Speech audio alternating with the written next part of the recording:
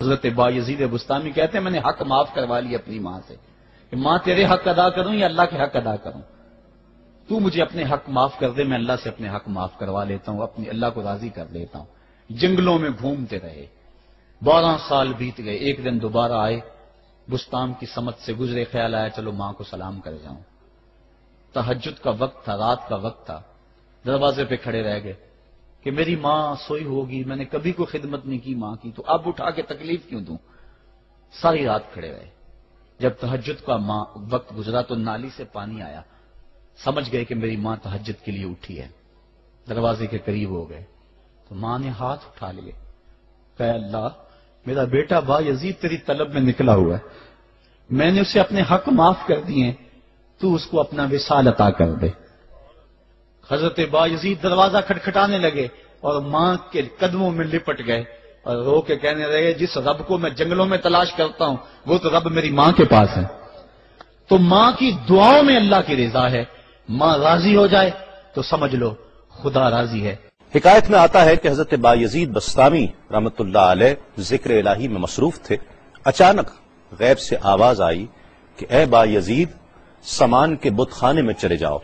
اور ان کی عید میں لباس سے راہبان پہن کر شامل ہو جاؤ۔ حضرت بایزید کہتے ہیں کہ اسے میں نے شیطان کی شرارت اور وسوسہ سمجھ کر جھٹلا دیا،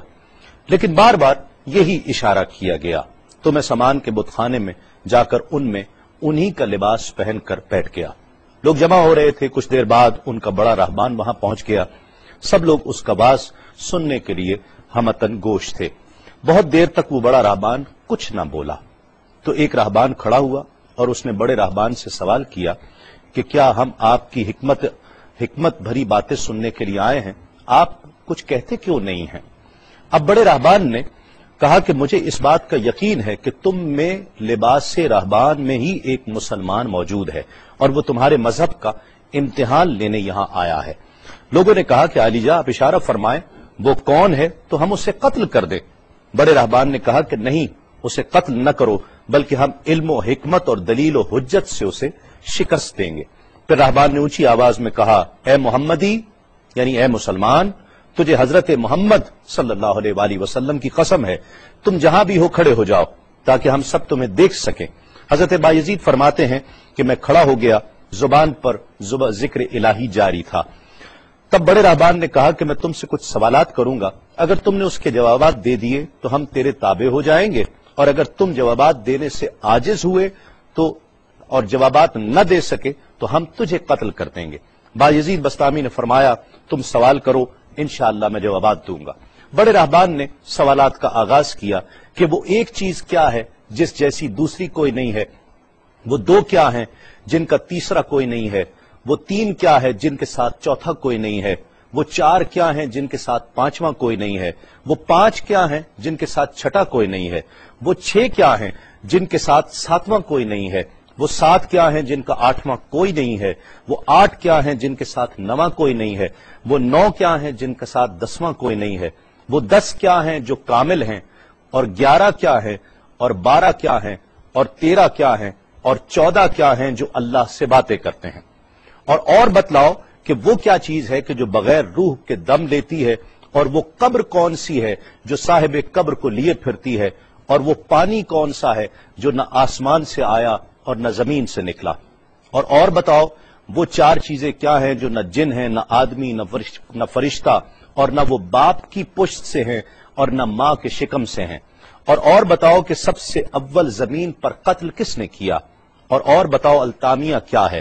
اور بتاؤ کہ وہ کون سا درخت ہے جس کی 12 ٹہنیاں ہیں اور ہر ٹہنی میں 30 پتے ہیں اور ہر پتے میں 5 شگوفے ہیں، اور ان میں سے 2 دھوپ کے اندر ہیں اور 3 سائے میں ہیں۔ اور وہ کیا چیز ہے جو بیت الحرام کا حج کرتی ہے مگر اس میں نہ روح ہے اور نہ اس پر حج فرض ہے۔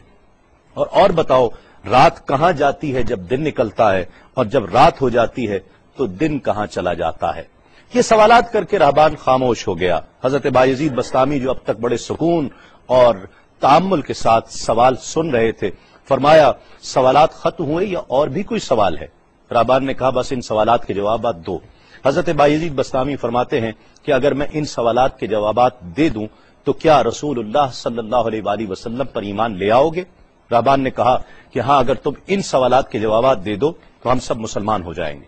حضرت بایزید بسطامی نے فرمایا تو سنو، وہ ایک کیا ہے جس جیسا دوسرا کوئی نہیں، وہ اللہ رب العزت کی ذات پاک ہے، اور جو دو ہیں تیسرا ان کے ساتھ کوئی نہیں، وہ دن اور رات ہیں، اور جو تین ہیں جن کے ساتھ چوتھا کوئی نہیں، وہ عرش، کرسی اور قلم ہیں، اور جو چار ہیں پانچواں ان کے ساتھ کوئی نہیں، وہ اللہ کی چار کتابیں توریت، زبور، انجیل اور قرآن مجید ہیں، اور جو پانچ ہیں چھٹا ان جیسا کوئی نہیں، وہ مسلمان پر فرض 5 فرض نمازیں ہیں، اور جو 6 ہیں وہ 6 دن ہیں جن کے لیے ارشاد ہوا وَلَقَدْ خَلَقْنَا السَّمَاوَاتِ وَالْأَرْضِ وَمَا بَيْنَهُمَا فِي 6 أَيَّامٍ، اور 7 جن کے ساتھ 8واں کوئی نہیں، وہ 7 آسمان ہیں، اور جو 8 ہیں جن کے ساتھ 9واں کوئی نہیں، وہ عرش عظیم اٹھانے والے 8 فرشتے ہیں، اور جو 9 ہیں 10واں ان کے ساتھ کوئی نہیں، وہ 9 افراد کا گروہ ہے جنہوں نے زمین پر فساد کیا، جن کی اللہ نے قرآن مجید میں خبر دی ہے، اور جو 10 کاملہ ہیں وہ 10 فرائض ہیں جو مکہ معظمہ میں حاجیوں پر واجب ہیں جبکہ وہ حرم میں موجود ہوتے ہیں، اور 11 وہ حضرت یوسف علیہ السلام کے 11 بھائی ہیں جن کا تذکرہ قرآن مجید نے کیا ہے، اور 12 مہینے ہیں 1 سال کے، اور جو 13 ہیں وہ 13 حضرت یوسف علیہ السلام کے خواب ہیں، اور جو 14 ہیں وہ 14 جو رب سے کلام کرتے ہیں، وہ 7 آسمان اور 7 زمینیں 14 ہیں جو رب سے کلام کرتے ہیں، اور وہ چیز جس کے لیے تم نے پوچھا کہ جو بغیر روح کے سانس لیتی ہے وہ صبح ہے، اور وہ قبر جس کے لیے تم نے پوچھا کہ جو صاحب قبر کو لیے پھرتی ہے وہ یونس علیہ السلام کی مچھلی ہے، اور وہ پانی جو آسمان سے آیا نہ زمین سے آیا وہ شیشہ ہے جس میں بلقیس نے حضرت سلیمان علیہ السلام کے پاس گھوڑے کا پسینہ بھیجا تھا، اور وہ 4 جو نہ باپ کی پشت سے ہیں نہ ماں کے شکم سے ہیں، ان میں سے ایک حضرت اسماعیل علیہ السلام کی جگہ قربان ہونے والا دمبا ہے، دوسری حضرت صالح علیہ السلام کی اونٹنی ہے، تیسرے آدم علیہ السلام، اور چوتھی بیوی بی بی حوا علیہ السلام ہے۔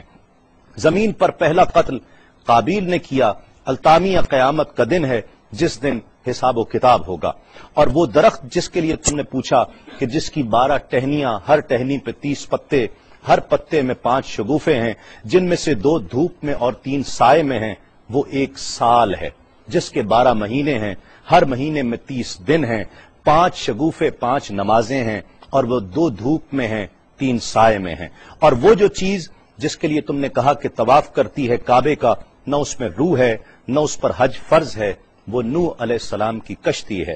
وہ دن اور رات اللہ رب العزت کے علم میں پوشیدہ ہو جاتے ہیں۔ جب حضرت بایزید بسطامی علیہ الرحمہ نے سب سوالات کے جوابات دے دیے تو سب حیران اور ششدر کھڑے تھے۔ بایزید نے فرمایا تم نے مجھ سے اتنے سوالات کیے، میں تم سے ایک سوال کرتا ہوں، بتلاؤ جنت اور آسمان کی کنجی کیا ہے؟ سب کو جیسے سانپ سونگھ گیا، کوئی جواب نہیں ہے۔ کہا کہ ہم جواب دینے سے عاجز ہیں۔ حضرت بایزید رحمت اللہ علیہ فرماتے ہیں کہ میں بتاتا ہوں آسمان اور جنت کی کنجی کیا ہے، خدا کی عزت کی قسم وہ لا الہ الا اللہ محمد الرسول اللہ صلی اللہ علیہ وآلہ وسلم ہے کہ یہ کلمہ پاک آسمانوں کی اور جنت کی کنجی ہے۔ بس آپ کا اتنا بیان کرنا تھا۔ حکایت میں آتا ہے کہ سب کی زبانوں پر کلمہ جاری ہو جاتا ہے، بت توڑ دیے گئے، اور جتنے وہاں پر موجود تھے سب ایمان لے آئے اور دائرہ اسلام میں داخل ہو گئے۔